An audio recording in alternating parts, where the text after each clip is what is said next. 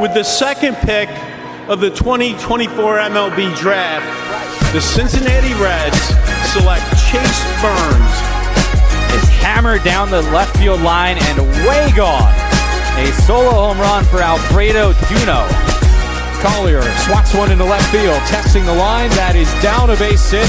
Rogers is coming around third. He will score. To replace him at second is Cam Collier with a stand-up double.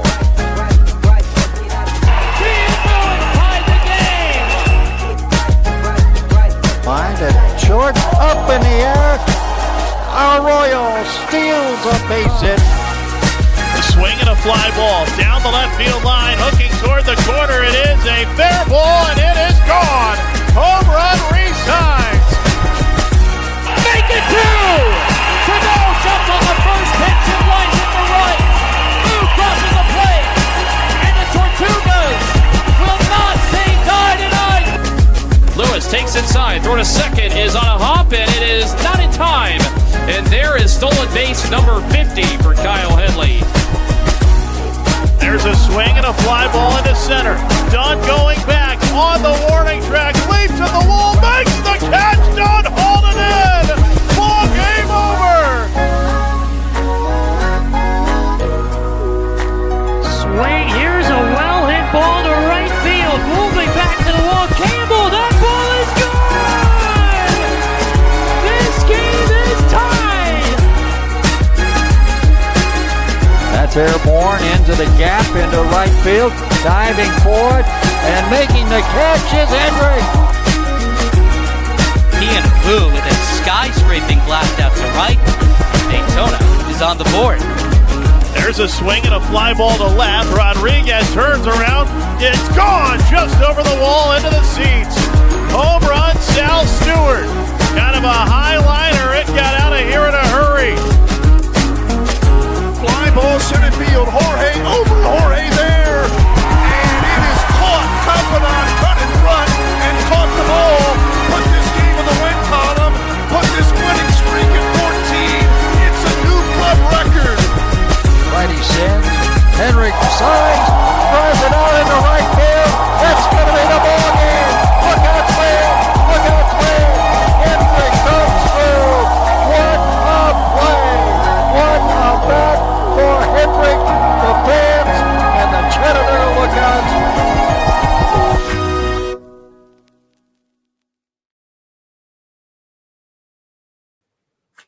Welcome to Minor League Mondays, a Cincinnati Reds minor league podcast. This is where we cover Louisville all the way down to Dominican summer leagues and everything in between. We have a great show for you guys because now the ACL is back. We're excited about that. Please check out our ACL preview that we released a couple days ago about the ACL and all the hot prospects that are to watch. A lot of guys that perform well on Saturday for their opener. So we'll be excited to talk about that in a minute. But before we do all that, this podcast is presented by Frost Buddy / Red Hot Reds, a great sponsor of ours. Ricky's got that tumbler right there for it, or that's the Buddy, the XL or the regular size. I forget. Yeah, so this is the regular size universal Buddy. It holds your standard 12-ounce can, 16-ounce can, 12-ounce bottle, slim can, so it'll hold your Red Bulls and your seltzers and all that good stuff. Comes with an insert that comes inside the thing. It's also got a bottle opener, so that's how you fit bigger stuff in there.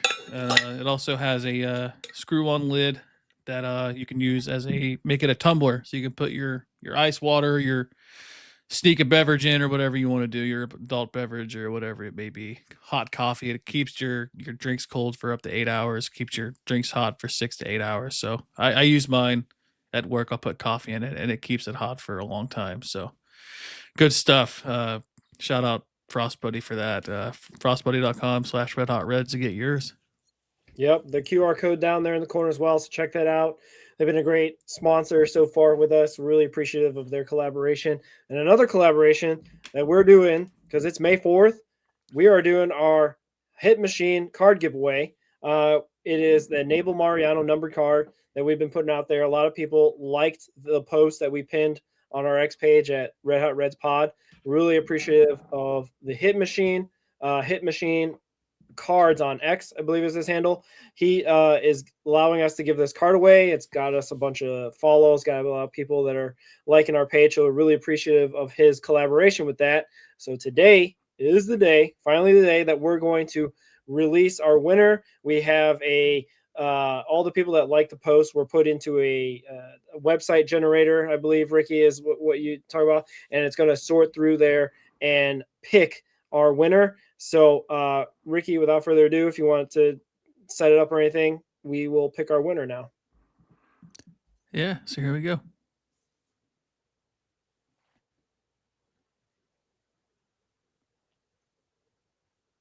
All right, and the winner is Douglas at Eric's Cards.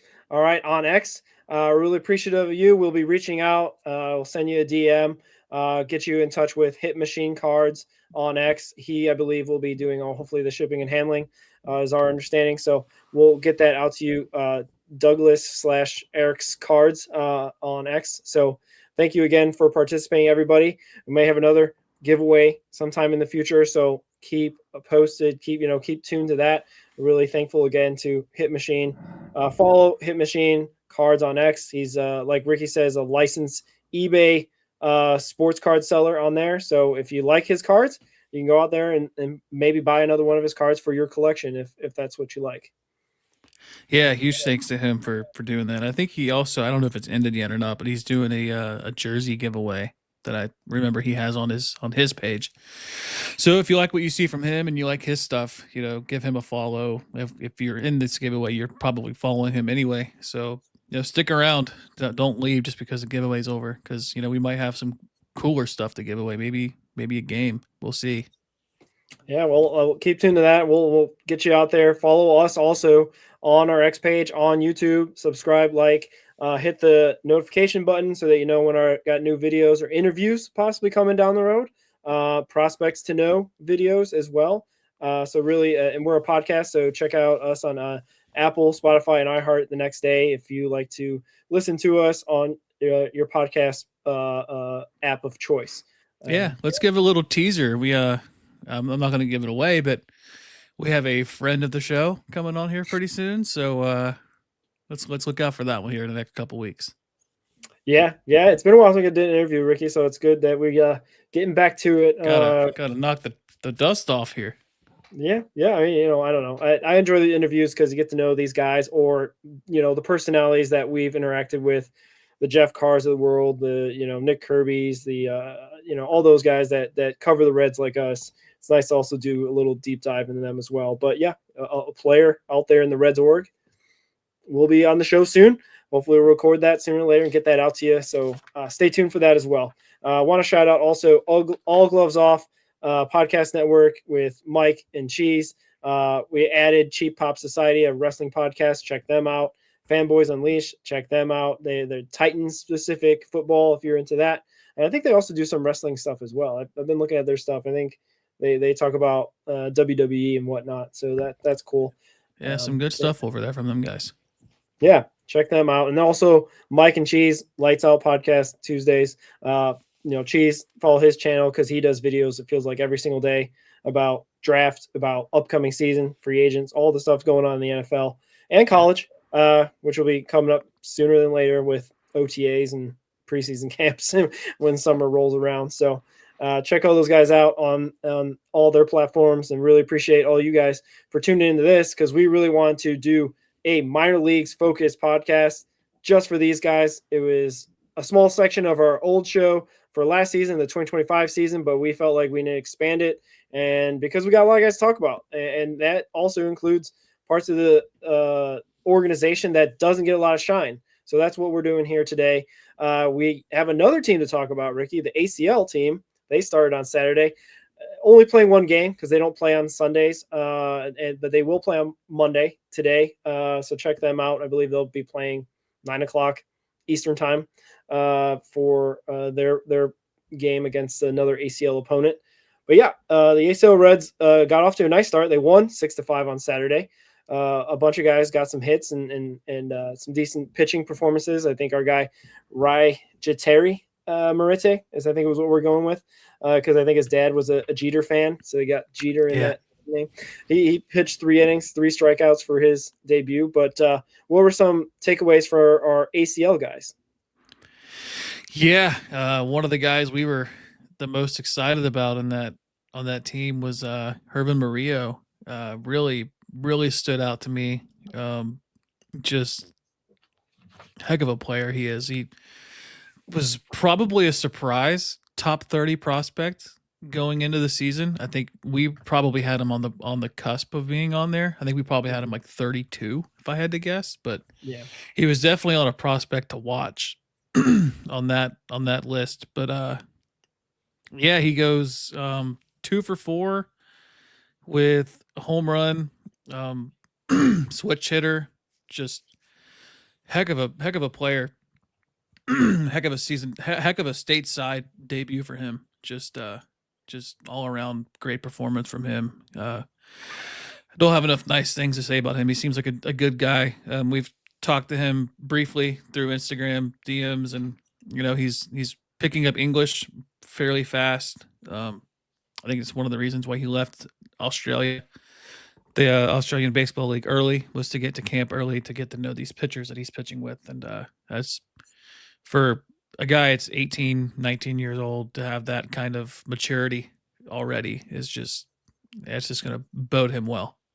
Yeah, we previewed in the ACL that he's got like a stronger sense of hitting and stronger sense of the strike zone than most at his age, and he goes around in his first game, hits a home run. So how about that? Another guy that we should have previewed about, and Carrick and I went back and forth about, was Ty Ducet.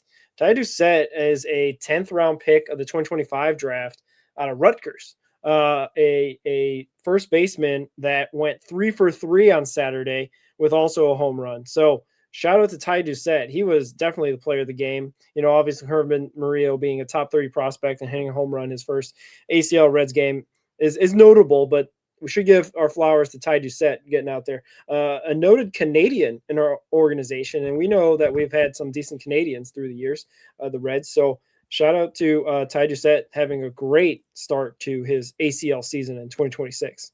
Yeah, we had a really good Canadian first baseman for a long time. Yeah, who's that guy? I can't remember. He's pretty good. Yeah, might be a Hall of Famer. I don't know. Maybe. All right. But anyway, yeah, maybe Reds Hall of Famer before the day is done as well. So without next go round, is he eligible? This is a random tangent. If I had to put a number on it, I'm gonna say 2030. Just a round number. I don't know.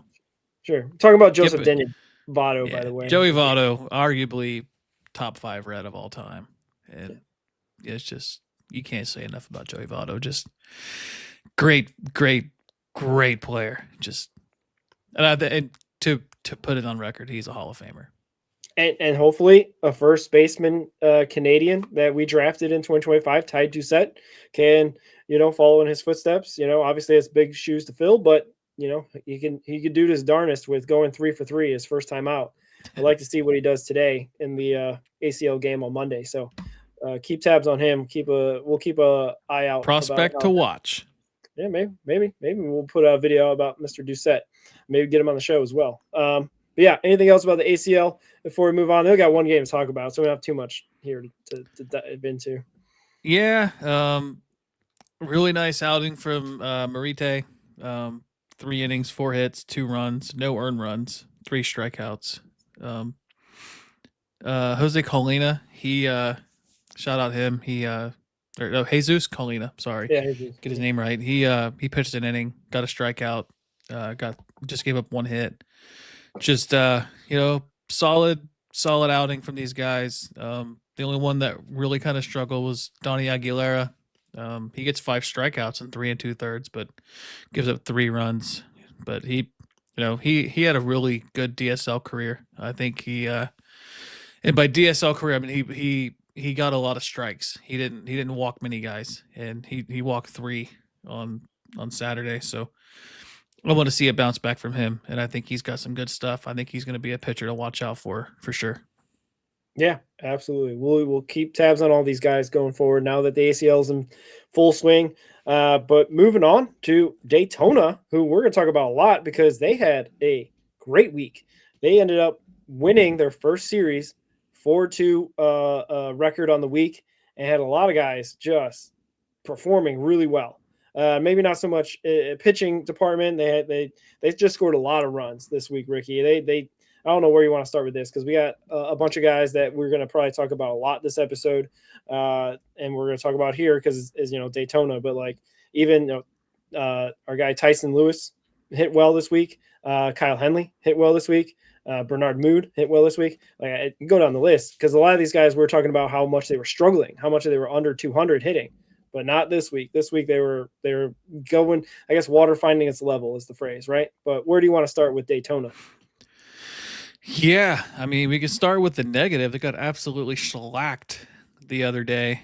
I want to say it was Friday, April 30th. Yeah, 24-8. 24-8. Just an absolute shellacking. But then they rebound and they win 3 in a row to end the series, right? And they had consecutive walk-offs on Friday and Saturday. So yeah. Way to bounce back. And Tyson Lewis is starting to pick it up a little bit. Jacob Fred is just an absolute baller. That's all I can say about him. He needs to be watched heavily. He's not going to be in Daytona very long if he keeps this up. He's going to be the first guy called up, I think. And how they make that work is they call up Ryan McChrystal, which we'll talk about him. He's going to be in Chattanooga fairly soon. So you just move him up, and the Reds aren't going to rush Duno. Duno's had a slow start, but we'll talk more about that later. But Daytona, Lantigua today goes 2 for 3, a walk, 2 runs, and a double. We're seeing the averages climb finally. We had a bunch of guys under 200, and Jacob Friend's still leading the way, batting .312 with an 1133 OPS. Tyson Lewis has his average up to 230. He was at like 170 for a while. And just great to see them bouncing back. I think Xing and Lin got the win today, if I remember right. Yep. Just good outing from him. And I think they moved him to the bullpen, I believe, as a pseudo Nick Martinez-esque pitcher. He pitched 4 innings today, 3 hits, an earned run, 4 strikeouts. But Dieve Villafana, man, what an outing from him today too. 5 innings, 5 hits, an earned run, 4 strikeouts. No walks today by any Tortuga pitcher. Just that's pretty good. Great stuff. Bernard Moon does go 0 for 5 with 4 strikeouts today, but he's had a great series. Drew Davies 1 for 4 today. Jacob Fred getting a start at first base. Also, I think they're starting to lean towards getting him more first base time, which may be good for his long-term career. Talking to Carrick about him, I didn't know this, but he is a heck of an athlete. I guess he played center field in college. So love to see that. He's got potential to play anywhere. He might even transition outfield long-term also. Maybe a Bryce Harper type transition from catcher, but love to see it. I love to see Lantigua's average getting up, and their OPS is climbing. Bernard Moon's 802 OPS. Lantigua's up to a 759 OPS. Just love to see that. There's a lot of talent down there, a lot of prospects. I get it. A lot of top prospects are going to be down at that level, but there's a lot of top prospects that we're really excited about that are down at that level that have struggled. So it is nice to see them starting to pick it up and put it together. Yeah, for sure. And to piggyback off of Jacob Friend, they play him all over at Daytona as well. He plays left field, right field, first base, catcher, and DH all over, and mostly catcher. The most games this year is 12 games at catcher. And you're right. In college, he played center, right, left, everywhere. Probably catcher as well there. Probably if he has enough athleticism, they might have thrown him out there as pitcher at times, possibly if they had the opportunity. But yeah, Friend's been great. Rafael Torres has been great. Both of these guys have carried the club. Like it's been a lot better going into this series.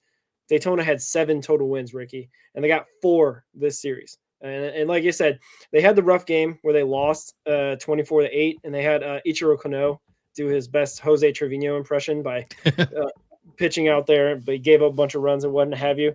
But like, yeah, a bunch of these guys have been all over. Bernard Moon on Wednesday, the 29th, went 3 for 5 with 2 doubles and 2 runs scored. It just all over the map. And then Rafael Torres had a home run that game as well in the win. They just got back to basically, maybe just getting a bunch of clean at bats, seeing the baseball a lot cleaner, and maybe just, feeling that vibe through the clubhouse that, hey, if one guy can get hot, the next guy can get hot, and just keep that kind of going. And you're right, the 2 walk-off wins were in dramatic fashion on Friday and Saturday, I want to say. La Antigua, I think, had the Friday night walk-off. So that's also great to see. And then you're right, the pitching performances today was fantastic between Davey Filifana and Sheng Lin. You love to see that, especially if Sheng Lin can come out of the bullpen and throw 3, 4, 5 innings, maybe, at most. That might be better for his confidence to come into where guys have been in, the second or third time around through the batting lineup, as opposed to going up against the guys as a starter. Villafana, 1.0 ERA on the season. You're talking about Jacob Friend being the first guy up. I think Villafana might be on his way up. He's a top 30 prospect. And we obviously had said we weren't sure what Villafana was doing on there because he didn't have great stats at Daytona, but they must have saw something in his fastball because he hit tops out like 98, 99. I think he'll be in Dayton soon. Yeah, absolutely. Just great stuff. And I guess I hate to harp on the negative, but we were really excited about Starlin Torres too. Just really kind of struggling out the gate. He's got a 9.35 ERA in 8 2/3 innings. He's just getting hit. Like he walked 3. He's got 3 walks this year. Just guys are hitting him 273 average against him. Just he's got to figure out location, get used to that. Better hitters are up here, so you got to get used to who you're facing and figure that out. I feel pretty good about his stuff though. He's got good command. It's just you got to learn how to be effectively wild sometimes, I guess. True. Yeah. And also there was like a roster setting of the ACL. So there was a bunch of guys that ended up on Daytona's list. I forget. They get, I think, about 30 guys for their active roster. So they added some guys this week. Unfortunately, a guy that possibly could have been the ACL, but got assigned to Daytona, Justin Hensel, he was on the struggle list for me as well. He didn't get out of the second inning. Went 1 inning and 1/3, giving 6 earned runs up, and that kind of stinks, especially because you're just assigned to Daytona and skipping the ACL or whatever season and going straight into affiliate ball. Kind of stinks for him, but hopefully he can bounce back. We'll keep tabs on that as well for Mr. Hensel for his performance pitching wise. But any other thoughts about our Daytona Tortugas winning a series? That sounds great. Winning a series, and shout out to Matthew Mouncey, gets his first walk-off call as a broadcaster for Daytona, and he gets 2 of them back to back. So that's really good for him, and he's doing great work down there. He's running the social medias and running game broadcasts at the same time. So he's doing a great job in his first year down there. Yeah, for sure. I'm sure they keep him busy down there for sure, one way or another. But yeah, we'll move on to Dayton. And Dayton had a weird week. They played actually 7 games this week because they had a makeup game from a rainout earlier with Lansing. So they actually, Ricky, if you can believe this, they did not split this week. Unfortunately, they lost the series 3-4. But they had been the kings of splitting the series 3-3, 3-3 for the last couple of weeks and just kind of salvaging a series sometimes, or maybe giving the series away in the last day on Sunday. But they did have some decent performances throughout the week. I think a guy that we're really high on as well, obviously he's on our podcast, Cam Vu has been great. He's had a 10-game hitting streak for the last 10 games he's played, which is awesome to see, especially because they bat him high in the lineup, sometimes leadoff, sometimes in the 2-hole, and on occasion the 3-hole. He got to be that and hit a home run, I think, last week doing that. He's been fantastic. Carter Graham, a guy we don't talk about terribly too much, had a pretty decent week as well at Dayton. 9 for 20, 3 doubles, a home run, slashing .450 batting average, .522 on base, and .750 slug. So that's a pretty good week by anybody. let alone, Carter Graham. That's fantastic standards or fantastic slash line for him. So shout out to those two guys, especially the start.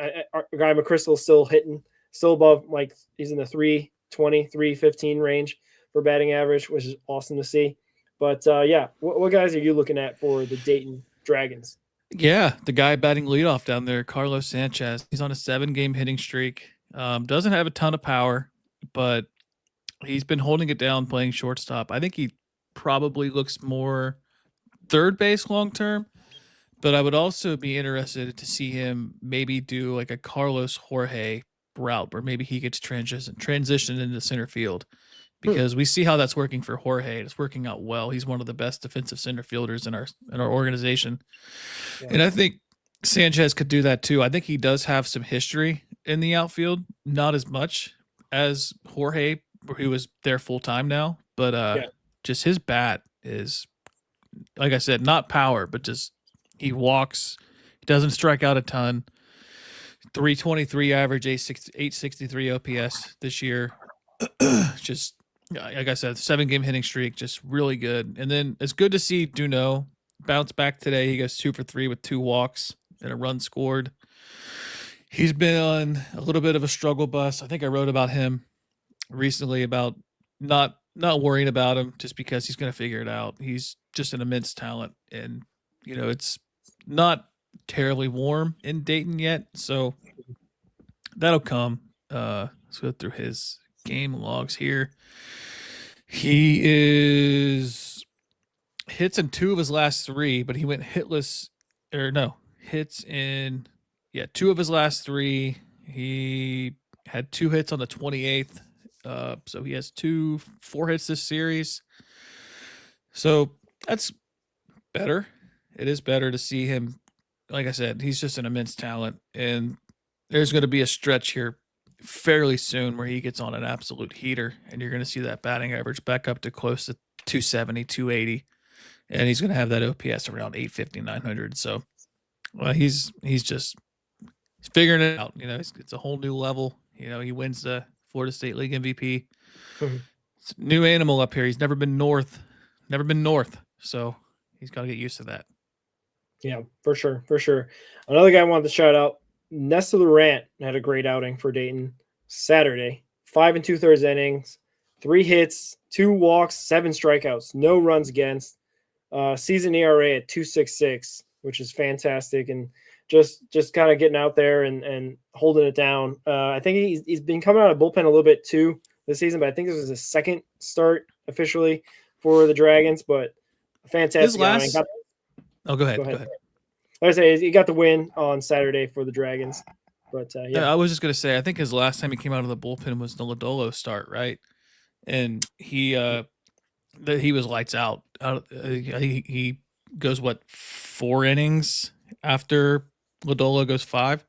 Yeah. So I think they were kind of using him as like a pseudo starter just to get him action after Lodolo. But yeah, good stuff out of him this year. I'm really excited about his projections, because I think he said he picked up some velocity over the off season, maybe a tick or 2. But yeah, that's huge for him. Mm-hmm. Absolutely. And we'll talk about Lodolo as well, because he actually made a rehab start for your Louisville Bats. So stay tuned to for that. Any other thoughts? I think Smith Pineda also want to shout out. I think he's reached base in like 12 or 13 straight games that he's played. So he's been having actually a little bit quiet but decent season. Not playing every single day, but when he does, he gets on base, and it's done it for the last couple weeks. So shout out to Smith Pineda on that one. But yeah, any other things about Dayton before we move it on to Chattanooga?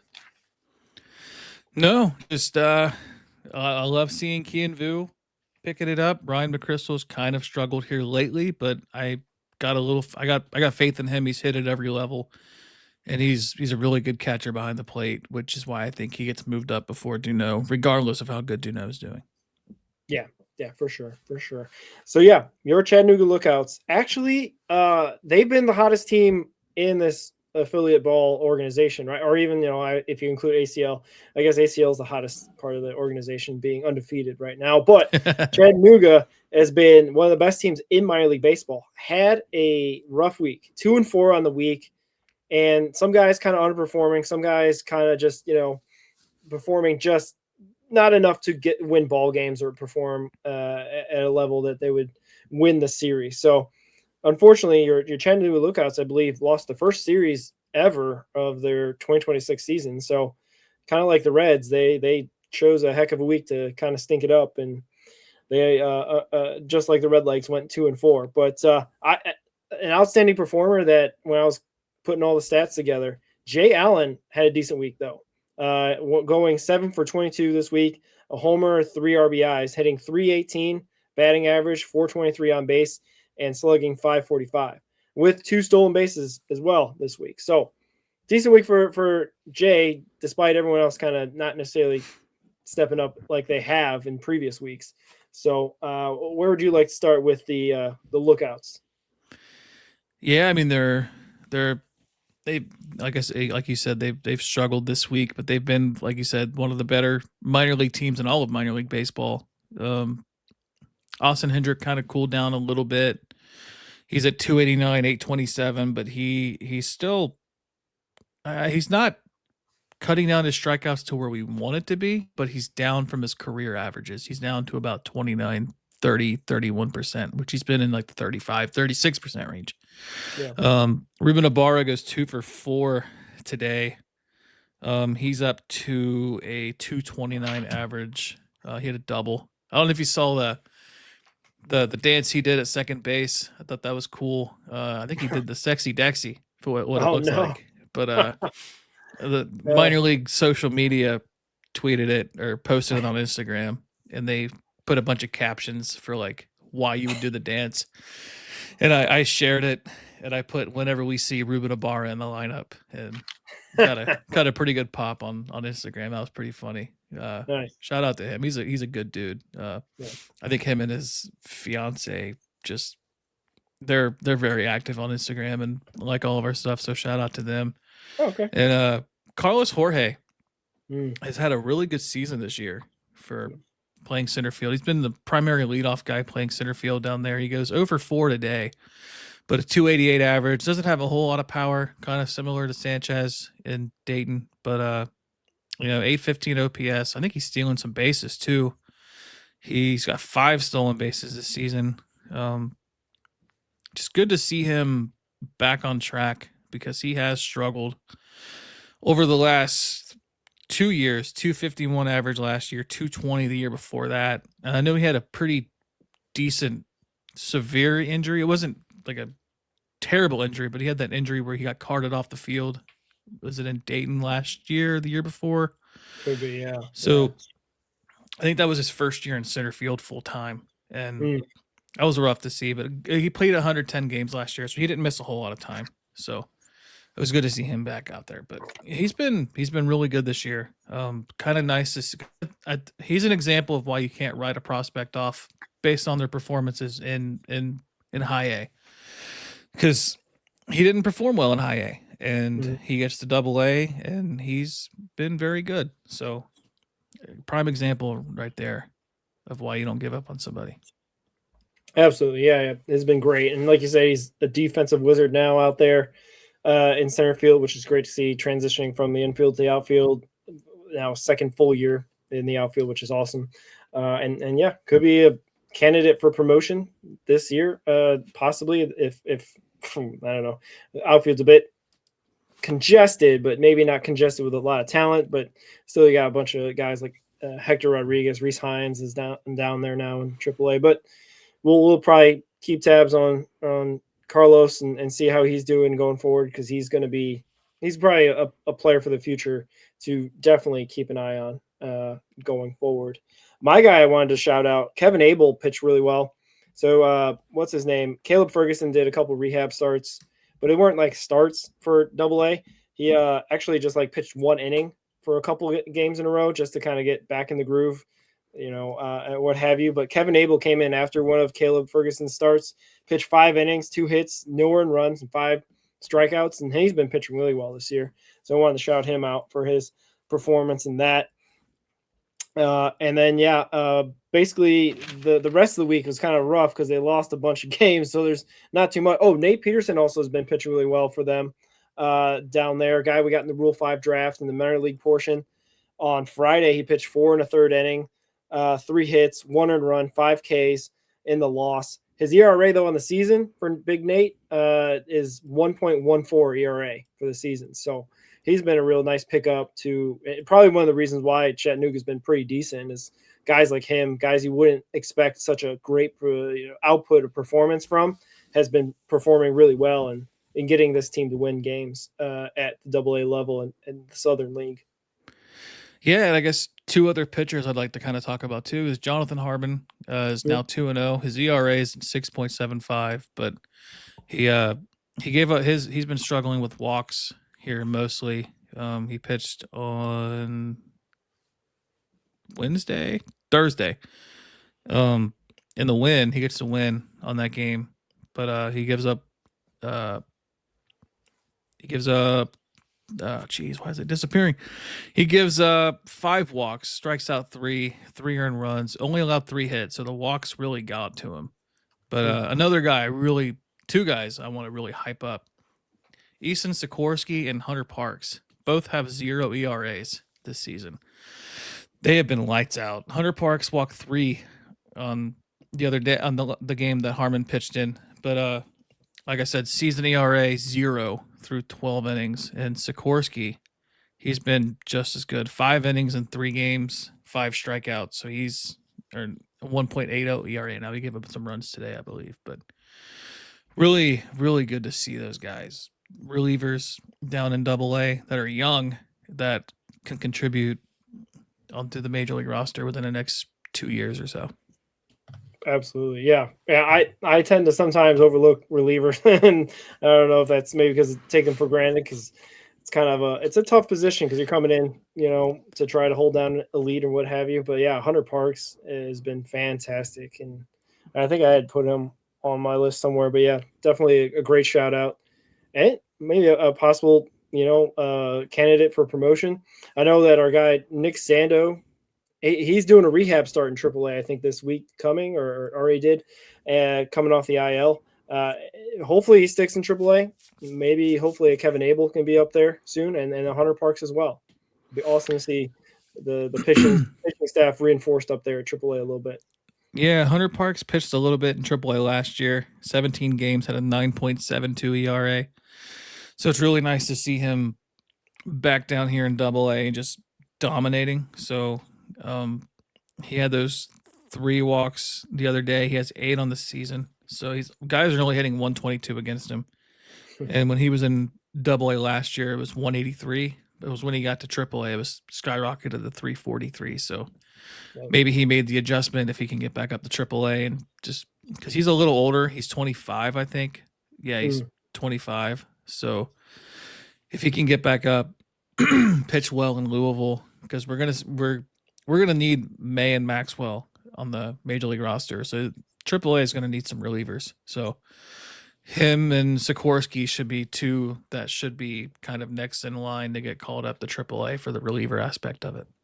Absolutely. And the way they've been pitching, no doubt those guys deserve the opportunity to pitch. So yeah, for sure. Anything else about Chattanooga before we moving on? No. Then we got our Louisville Bats. They had a pretty good week, going 4-2 in the week. And even though they had a bunch of their guys kind of getting up and down, obviously that's the kind of the life of a AAA ball club, is that you're going to probably have some guys get called upon. JJ Blade, got called upon Saturday of last week.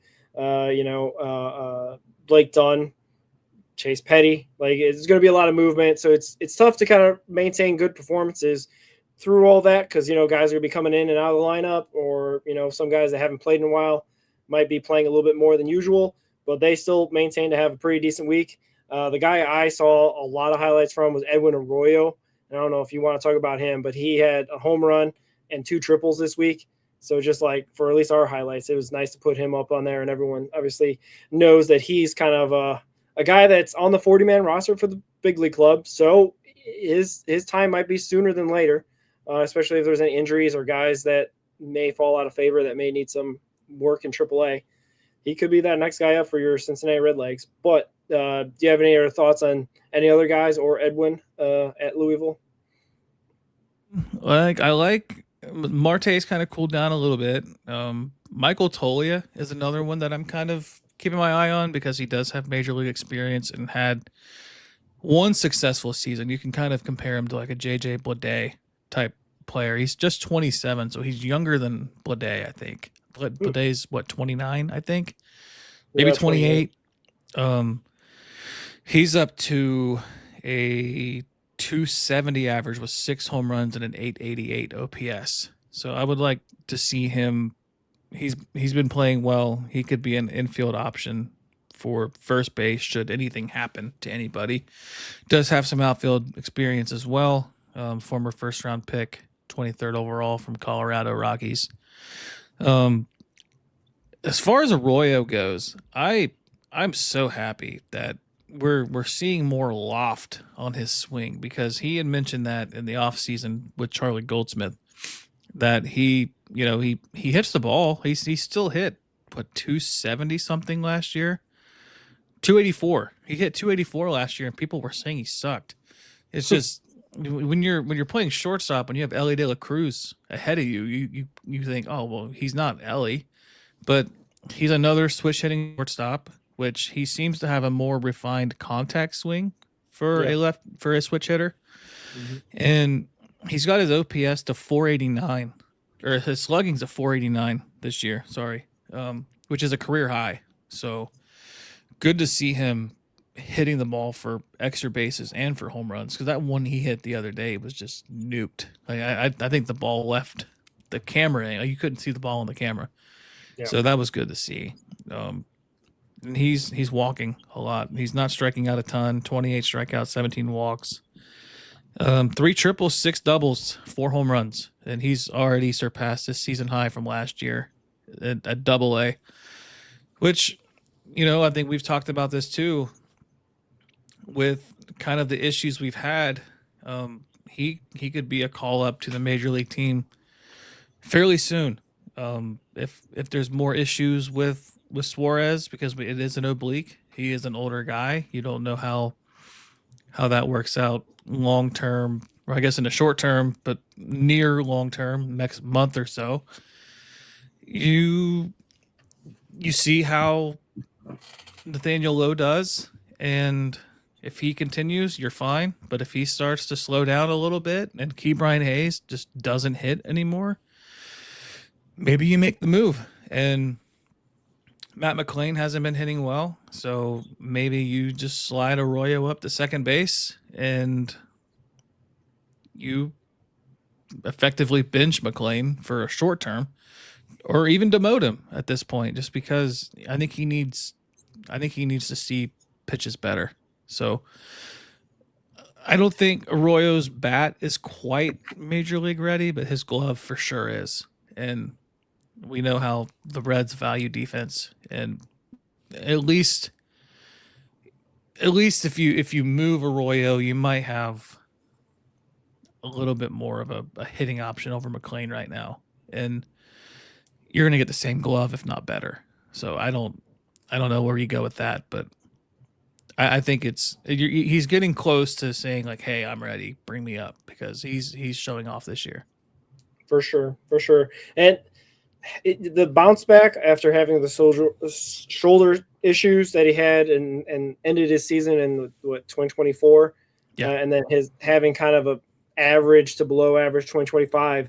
You think the path that he's having is what you would see in a Matt McClain in terms of having below average 2025 for Matt McClain after having his shoulder issues, and then you thought 2026, boom, he's going to be back.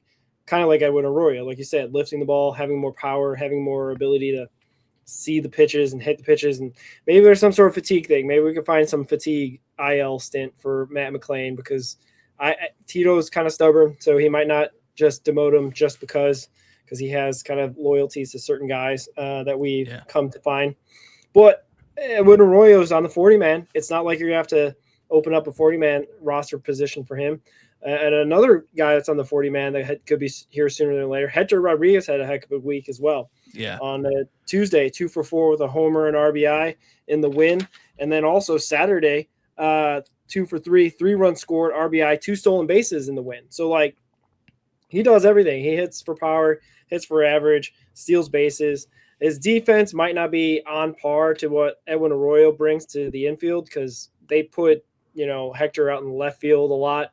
He's kind of got a little bit of a limited ability to cover the field. Probably not going to be like a center fielder at the major league level right now, but he's still 22 years old, just turned 22. So he's got some time to develop, but at this point he's hot right now. So he might be an opportunity coming for him sooner than later, especially if, Noelvi Marte has his struggles. But if Hector keeps coming on strong, maybe we see him in the summer or after the All-Star break. Yeah, and I kind of want to shout out Marte today. He goes 1 for 3 with 3 walks. So he drew some walks today. Good for him. That's kind of been the issue with him, is just not taking the walk. He just wants to swing at everything. Yeah. But Hector Rodriguez, I think ESPN had him as their first prospect to be promoted. And, it's going to be easy to move both of those guys up. But like I think we've talked about with these guys, we want to see them promoted with everyday playing time and not just be used as like a bench depth. You don't want to ruin their development by doing that. But Ivan Johnson too. 308 average, 139 OPS. I don't know if you saw his splits. I wrote about him in the all prospects team as my second baseman, which he plays everywhere. But if you look at his splits, he is absolutely destroying right-handed pitching. I believe it's right-handed pitching. 533. Right? Yeah, he's switch hitter. So versus left-handed pitching, 533 average, 650 on base, 733 slug. Okay. It's when he faces righties, he's down a tad, 240 average, 321 on base, 600 slug. But he's a little bit older, 27, I believe. Kind of in that Francisco Urbaez camp where he's been in the system for a while, just needs to find some more consistency. And then also not technically a prospect, but Andrew Chafin has been a really good reliever down there. But him and Lyon Richardson and you just said his name. For Louisville, but they're relievers. They're no, he was in Chattanooga rehab. Caleb Ferguson. Yeah. Those are 3 that could be bullpen help right now. Mm-hmm. It's just 2 of those guys you got to add to the 40-man, with Richardson getting DFA'd during the offseason and signed back on a minor league contract. And they got to make some moves to get those guys up. Yeah, and Ferguson's time might be coming up too, and I wonder what they're going to do. They'd have a bunch of lefties if they have Ferguson, Burke, Mole. I think right that'd be 3. So it may be. I would assume Burke would be the move because I don't see them. Sam Mole, they'd have to DFA Mole. He's been really good, mm-hmm. And I just don't know who else they would move unless they do an IL stint. But I don't know. It's a lot of tough decisions. We're not paid to do that, but it is fun to talk about. Yeah. Another guy that is not a prospect, but did pitch for AAA Louisville on Saturday, Nicholas Lodolo. I don't know if you heard of him. 4 1/3 innings, 5 hits, 2 earned runs, 6 strikeouts in his rehab start. It seemed to go well as far as all the reports. There's no whispers of blisters or having any issues with grip of the ball, what have you. I don't know exactly his timetable, but I think if he's pitching in AAA Louisville and having no issues, he might be starting later this week, maybe the weekend series in Astros. Yeah, he's projected to start Friday. Okay, well, there you go. City Connect Friday for Mr. Nick Lodolo's season debut. So that gives me a little bit of excitement because he is a guy that we desperately need, especially in a weekend series that we had terrible pitching and not so great starting pitching aside from Chase Burns. I don't know what we're to expect out of him right off the bat. Obviously, he's had his IL stints. He's had his blisters issues. Hopefully, he can work through that. He had a great 2025, was a great second ace to Hunter Green and carried the team when Hunter Green was out at times. And I don't know. Hopefully, this is going to be the last time we see Nick Lodolo rehabbing in the minors. That's my take. And what are your thoughts about Nick Lodolo? Yeah, he could be the shot in the arm to help get this team back on track, at least from the pitching side. He is arguably 1A on this rotation when Green's healthy, and he's going to be number one when he comes back. So if he can just avoid the blisters, which I'm so confused by blisters because effectively, don't calluses get built up through repetition, right? So like, wouldn't you think that just over time it would just kind of sort itself out? But maybe it's just building up calluses and then just tearing them open to become blisters. But it's just something he's dealt with back in college. And who was it that said he has like unusually moist hands? Was it Derek Johnson that said that last year? Which is a hilarious thing to say. Maybe he just needs to lay off the lotions. I don't know. That's something that I don't know if we're privy to know exactly how he goes through his routines and whatnot. But yeah, I don't know. It's something that's plagued him seemingly his whole professional career, and it's hopefully he'll be able to get through it this time around and not see any more IL stints going forward, because it doesn't seem to be anything else mechanically or physically that seems to go wrong with him. Aside from, they said, I think when he had his blisters, then they put like extra strain on different fingers. So then he had like a finger strain last year as well. So I was like, well, let's move past this. Hopefully we can power through this and get to a point where he's starting every fifth day and taking the ball and being that presumed ace in the absence of Hunter Green. Yeah, for sure. I guess before we move on to the prospect of the week, do you want to talk about this all prospects team?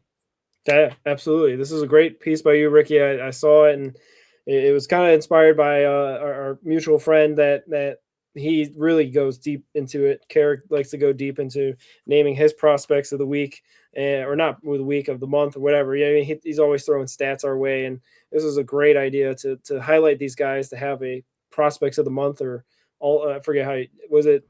The best all of the prospects team, kind of like the all MLB team, all NBA team, kind of like all prospects for your Cincinnati Reds. Just every level, just your top performer at each position. Yeah, for sure. Let's hear it. But yeah, so at catcher we got Ryan McChrystal, 319, 425, 449, 7 extra base hits, 20 RBIs for the month. Probably not the catcher you expected to see on the all prospects team. Well, and there was effectively 2 catchers that you probably didn't have as your all prospect team. But at first base, I got Jacob Friend from Daytona, 329 average, 434, 757, 6 home runs, 8 doubles, 2 triples. He was drafted in the 6th round in the same draft that McChrystal was drafted in. So they effectively drafted 2 catchers, but Jacob Friend is a heck of an athlete, so he plays everywhere. Second base, Ivan Johnson. Just I don't know what to think of him. He's like our mutual friend Greg Kuffner, Reds Daily 4. He's like, don't get too excited about Ivan Johnson. I've been on the Ivan Johnson train for 4 years now, and it just hasn't clicked yet, which maybe it is clicking now. He is getting older, but 333, 410, 722, 6 home runs. He also had a home run from both sides of the plate in the game this past month. Just at the time of me writing this, he was batting .571, 647, 786, and 14 at bats versus right-handed pitching. So just crazy. And then shortstop, I put Carlos Sanchez. You're probably thinking, where's Edwin Arroyo? I got Edwin Arroyo at third base. He played a game at third base this month. Sanchez has been the primary shortstop, so that's why I have him at shortstop, even though you could flip their projections. But Carlos Sanchez, 326, 420, 430, 8 doubles, or 8 extra base hits, 12 stolen bases as the primary leadoff hitter in Dayton. Third base, Edwin Arroyo in Louisville, 307, 381, 446. And like we talked about, most importantly, his power is starting to come there. Like we talked, his glove's major league ready. It's just his bat needs to get more consistent, and it's been consistent here in Louisville for the month. So good to see from that. Designated hitter, I got Austin Hendrick. Probably could have threw him in the outfield, but there's some really good outfielders this month, so I threw him in a DH. 305, 367, 500, 4 home runs, 21 RBIs. He's still striking out 32%, but his contact rate is significantly higher than what it has been in his career. Could be a AAA call-up relatively soon if we see any kind of moves, depending on what they decide to do with re-signs, if they trade him eventually. Don't know. Hopefully Blade sticks up at the major league level, and that can clear up a spot for Hendrick. And then right field, Hector Rodriguez. It's hard to explain the kind of player he is. So he didn't have the gaudy numbers all the other prospects had this month, but 269, 352, 481, 10 extra base hits. His walk percentage is up 7% from last year. He's up to a 12.7 walk percentage, which he's been a prospect that swings at everything, but he always makes contact, rarely strikes out. Kind of like we were wanting him in free agency. He plays for the Giants. He played first base. Oh, I was gonna say Ref Snyder, but that's not it. I can't think of his name, but he kind of reminds me of him. Just a way, not the same player. He's got a lot more power than him. But I don't know. He played for the Luis Ariz. Kind of like Luis Ariz. Yeah. Doesn't strike out a ton. Like Luis Ariz doesn't strike out at all. But kind of similar contact to Luis Ariz, but has a ton more power. His strikeout percentage is way down compared to what it's been. He's making a strong case to get called up too. And then center field, Carlos Jorge, 333, 429, 479, 3 extra base hits, 5 stolen bases. Like we talked about just a little bit ago in the Chattanooga recap, he just been a pleasant surprise this year. He's still just 22. So it's good to see him. And then left field, Kyle Henley, 57 stolen bases last year. He could surpass that this year. He's already got 16 stolen bases for the month of April. So 305, 389, 379, 6 extra base hits. Primary leadoff hitter in Daytona, striking out a ton, 33%, but he's definitely a prospect that we're keeping an eye on with the amount of speed that he has. And then I guess we can go into pitchers. Starting pitcher, Nick Sando was my starting pitcher for the month. He's 1-1 in Double-A with a 1.00 ERA. 15 strikeouts. Hitters are just hitting 194 against him. He made his AAA debut through 6 innings, shutout, 6 strikeouts, allowed just 2 hits with 3 walks.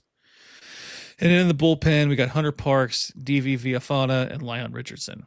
Both of them have been, or all 3 of those pitchers have been phenomenal. Hunter Parks in April, 11 innings, 21 strikeouts, a 132 batting average, 0 ERA. Villafaña, 0.69 ERA, 13 strikeouts, a walk in 13 innings. So he's averaging a strikeout an inning, 191 average. And then Leon Richardson, just good to see him figuring it out down there in Louisville. 123 ERA, 14 strikeouts, 154 average. That's a heck of a list. A lot of those guys we talked about in the show. It's awesome to see them performing well, especially, kind of like some of the Daytona guys got some shout outs, which is great because Daytona hasn't had the most sparkling season, but also, like Edwin Arroyo is a guy that we really like here that hopefully will be doing some big things for the big league club sooner than later. So awesome list. Great. Check that out. Reds on SI. Ricky wrote that up and give him all those clicks, all the clicks you can give him, and all that good stuff. So, but yeah, we'll move on then to our prospects of the week, and emphasis on prospects. We keep going down this route with 2 guys, and like we had talked about a lot in the Daytona recap, they performed really, really well. So we wanted to give them a shout out. 2 guys that we put on this list for the prospects of the week. Rafael Torres, and be a friend, tell a friend, Jacob Friend is also our prospect of the week. Torres went 9 for 24 this week with a double, home run, 7 RBIs, slashing .375 batting average, .444 on base, slugging .542, while Jacob Friend went 7 for 22, 3 doubles, home run, 6 RBIs, hitting .318, .423, and slashing .545 for his slugging, and led the Tortugas to their first series win of the 2026 season. And it's great that they finished off, because they were the highlight of the week, basically because the Redlegs got swept. They had their Friday, Saturday, and Sunday wins to cap off a 4-2 week with some great performances from these guys and some pitchers there like Devi Felifana and Shengen Lin on Sunday. So it's been really good to highlight these guys finally, because we had kind of been talking about the Tortugas and been kind of really struggling, but not this week. These two guys led the way for the Tortugas to have a winning week. And Ricky, what are your thoughts about these two guys? Yeah, I mean, there's so much I could say about Jacob Friend, just being an absolute stud that we had no idea about coming into this season. He's been kind of put on our radar, and he should be on everybody's radar. He's a little older. I think he's 23, 24. 23, in that same draft class as McChrystal in 2024. And then Rafael Torres, it's good to see him performing, because he made his debut last year in Daytona. He was a DSL, guys. He played an ACL last year, played 41 games, 232 average. It was kind of surprising to see him maybe called up, but I'm sure they wanted to see him get some more playing time. He played in 17 games last year for Daytona. He 268, 400 on base, 415 slugging. He had a home run and had 3 doubles. So it was good to see him up there. He's got some speed. He had 3 stolen bases in those games, but this year it's just been kind of steady. He's right at his career average at 235. But just good to see him having a good week and earning that prospect of the week honor that we bestowed on him. Yeah, for sure. And a bunch of guys at Daytona could have had a possible shout, because they all started hitting this week and started to put some together. Aside from that one game you pointed out where they lost 24-8, that was probably the only real bad game that they put out there for the Tortugas last week. So shout out to all those guys. It's good to get back on the winning ways. Hopefully that continues going forward, and they can carry this momentum into the next series, as I'm trying to pull up the next series, as the Tortugas will face off against I think the single A Hammerheads, I want to say, and then our oh man, I'm gonna pull this up. Dragons will be, I think, on the road. JP Ortiz will be pitching tomorrow or on Tuesday. Chattanooga is going to be playing against the Montgomery Biscuits and the Threshers. Sorry, I'm losing my thought. Yeah, but we'll be back on action on Tuesday, on May 5th, Cinco de Mayo, all 5 levels, because ACL will also be playing on Tuesday as well. But yeah, check those guys out. We'll be covering them again. And yeah, any other thoughts you got going on as I sputtering around with energy now? No, it's just good to see Daytona finally get a series win. 3-game winning streak, putting it together. A lot of talent down there. Would be good to see. I think Louisville's won 6 straight series on the road, and they return home to play the Nashville Smokies on Tuesday. So hopefully we can see them get back and keep going. They're 20-13 on the season. And then I'd like to see Dayton kind of finally get that series win. Yeah, for sure. It'll be great to see. And yeah, they'll be all in action this week. 6 games for most of these teams. I think the ACL will probably play 5 games this week: Monday, Tuesday, Wednesday, Thursday, Friday. or yeah, actually they might play Saturday too. What am I saying? They just don't play on Sundays. So yeah, it should be a 6-game lot for all these guys. And we'll be covering it, send you all highlights and all that good stuff. Really appreciate all your work as well, Ricky, behind the scenes, putting the production of the show together and whatnot. But yeah, anything else you got before we sign off? No, just congratulations to the winner of the giveaway, and we'll be in contact, or either us and or the Hit Machine will be in contact with you to get that finalized. And congratulations, that's a cool card to have autographed. I forget what number it was, but pretty cool card. I was wishing I was gonna win, Yeah, I'm not too big a card collector, but this type of hobby is really big, and really a lot of people get into it, and it's really cool to see that they came out and supported us. So we really appreciate their support and the collaboration by Hit Machine.